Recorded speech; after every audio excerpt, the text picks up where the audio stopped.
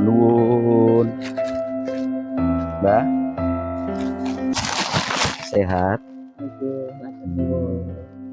Dangu mboten mriki nggih. Pinarak mawon, Mbah. Nggih, nggih. Nah niki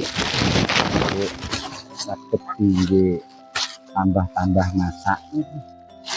Sana harus masak. Nggih, Jarang masak. jarang masak. Mboten mantu pertelan milen iki. Sampeyan larung niku kan. Nggih, nggih. Panas. Niki wonten manggih nggih tambah-tambah masak niki.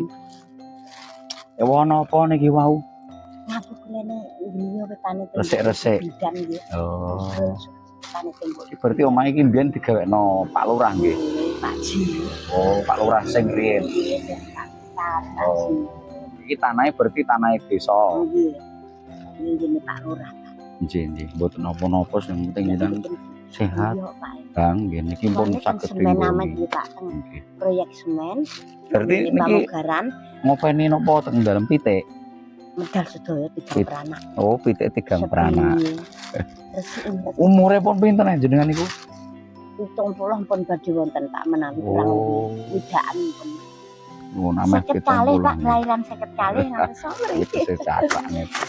Bojone telu ndelik sedaya Pak. Mboten numan bojo. Nggih. Lha sen Gak apa-apa. jero ngeten iki. Kok rondo. Nggih pun ngoten nggih. Oh, sak banget riyen pangestune. Pak pertelan milen larunge mantu niku. Pangestune.